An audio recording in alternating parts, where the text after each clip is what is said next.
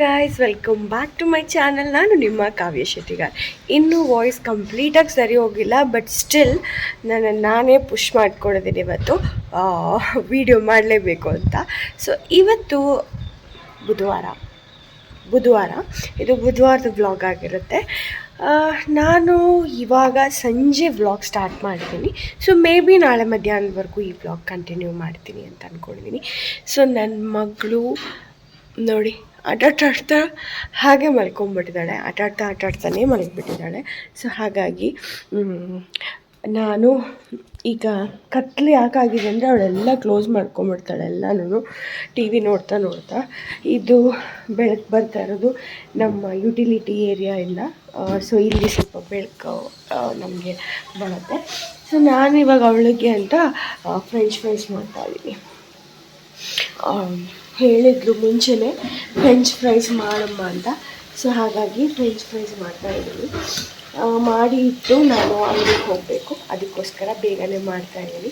ಇಲ್ಲ ಅಂತಂದಿದ್ರೆ ನಾನು ಏನಾದರೂ ತರಿಸ್ಕೊಡೋಣ ಅಂತ ಅಂದ್ಕೊಂಡೆ, ಬಟ್ ಮಧ್ಯಾಹ್ನ ಬರುವಾಗಲೇ ಅವ್ರು ಆಲ್ರೆಡಿ ತಿಂದಿದ್ದಾಳೆ ಸುಮಾರು ತಿಂಡಿಗಳನ್ನ. ಅದಕ್ಕೋಸ್ಕರ ಇವಾಗೇನು ಮಾಡಲ್ಲ.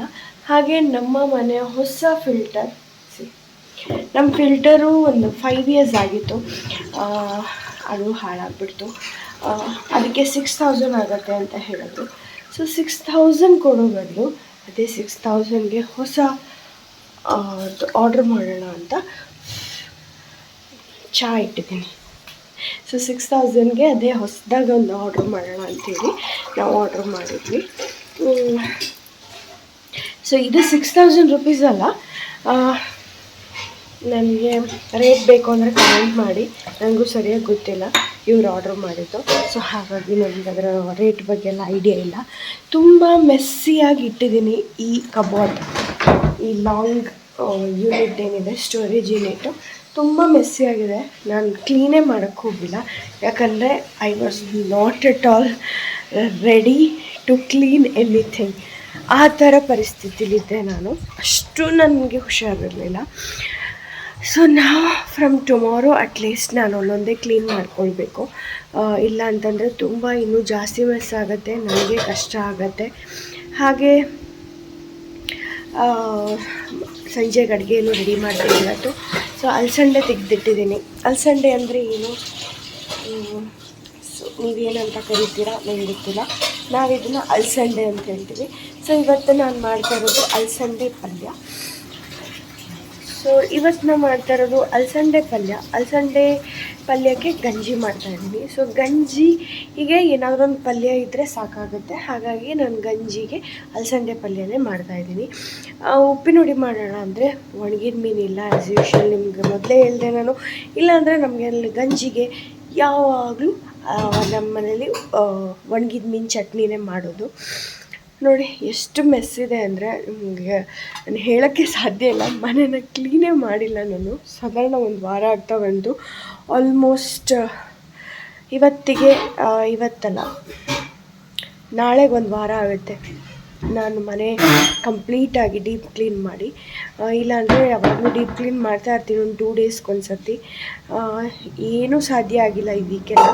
ಸೊ ಹಾಗಾಗಿ ನೆಕ್ಸ್ಟ್ ಅಂದರೆ ನಾಳೆ ಕ್ಲೀನ್ ಮಾಡಲೇಬೇಕು ಅಂತ ಅಂದ್ಕೊಂಡಿದ್ದೀನಿ. So I will do it.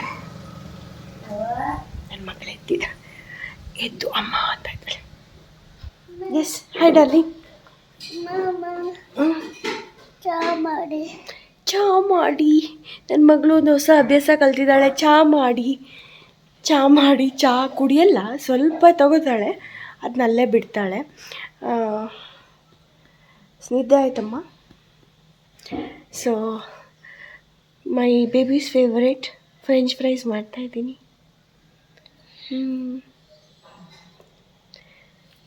ಇನ್ನೂ ನಿದ್ದೆ ಬಿಟ್ಟಿಲ್ಲ ಅವಳಿಗೆ. ಸೊ ಹೋಮ್ವರ್ಕ್ ಮಾಡಬೇಕು ಅಂದಾಗ ನಿದ್ದೆ ಬರುತ್ತೆ ಮೇಡಮ್ಗೆ.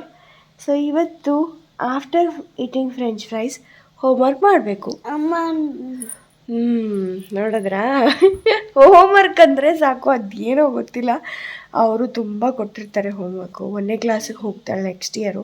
ಸೊ ಹೆಲ್ಪ್ ಆಗಲಿ ಅಂತ ಹೇಳಿಬಿಟ್ಟು ಅವರು ತುಂಬ ಹೋಮ್ವರ್ಕ್ ಕೊಟ್ಟಿರ್ತಾರೆ. ಮಕ್ಳಿಗೆ ಬರೆಯೋದಕ್ಕೆ ತುಂಬಾ ಕಷ್ಟ ಆಗುತ್ತೆ. ಅದನ್ನು ಯಾವ ರೀತಿ ಹೇಳೋದು ನನಗೂ ಗೊತ್ತಿಲ್ಲ. Actually I was A teacher. ದಿನಕ್ಕೊಂದು 2 ಹೋಮ್ವರ್ಕ್ ಪಕ್ಕ ಕೊಡ್ತಿದ್ವಿ. ಬಟ್ ಈ UKG ಇವಳು ಆಬ್ಸೆಂಟು ತುಂಬ ಆಗಿದ್ಲು, ಅದರದ್ದು ಹೋಮ್ವರ್ಕ್ಸು ಇತ್ತು, ಜೊತೆಗೆ ರನ್ನಿಂಗ್ ಹೋಮ್ವರ್ಕ್ಸು ಇತ್ತು. ಸೊ ಎಲ್ಲ ಸೇರಿ ಖಂಡಿತವಾಗ್ಲೂ ಅವಳು ಮಾಡಲೇಬೇಕು. French fries is ready to eat. First ಮಗಳಿಗೆ ಕೊಟ್ಬಿಡೋಣ. ಮಗಳಿಗೆ ಕೊಟ್ಟಾದಮೇಲೆ ನಾನು ಕೂಡ ಫ್ರೆಂಚ್ ಫ್ರೈಸ್ನ TV ನೋಡಿಕೊಂಡು ಚಹಾ ಕುಡಿತಾ ಎಂಜಾಯ್ ಮಾಡಿದೆ. ಅದಾದಮೇಲೆ ನಾನು ಬೇಗನೆ ರೆಡಿ ಆಗಿಬಿಟ್ಟು ಅಂಗಡಿಗೆ ಹೋದೆ. ಸೊ ಅಂಗಡಿಯಿಂದ ಮುಗಿಸ್ಕೊಂಡು ಬರೋಷ್ಟರಲ್ಲಿ ನನ್ನ ತಮ್ಮ ಭೂತಾಯ್ತು ಮತ್ತು ಬಂಗಡೆ ಮೀನು ತಂದುಬಿಟ್ಟಿದ್ದ. ಸೊ ಹಾಗಾಗಿ ಅದ್ರ ಸಾರು ರೆಡಿ ಮಾಡಿದೆ. ಬಂದವಳು ಅಲಸಂಡೆ ಪಲ್ಯ ಅಲ್ಲೇ ಉಳಿದೋಯ್ತು, ನಾಳೆಗೆ ಯೂಸ್ ಮಾಡೋಣ ಅಂದ್ಕೊಂಡು ಇದನ್ನೆಲ್ಲ ರೆಡಿ ಮಾಡಿದೆ. ಸೊ ಸಂಜೆಗೆ ಬಂಗಡೆ ಸಾರು, ಬೂತಾಯಿ ಫ್ರೈ ಮಾಡಿ ಊಟ ಮಾಡಿದ್ವಿ. ಸೊ ಇಲ್ಲಿಗೆ ಇವತ್ತಿನ ವ್ಲಾಗ್ನ ಕಂಪ್ಲೀಟ್ ಮಾಡ್ತಾಯಿದ್ದೀನಿ. ಸೊ ಮುಂದಿನ ವ್ಲಾಗಲ್ಲಿ ನಾನು ನಿಮಗೆ ಭೇಟಿ ಮಾಡ್ತೀನಿ. ಅಲ್ಲಿವರೆಗೂ ಸ್ಟೇ ಟ್ಯೂನ್, ಬಾಯ್.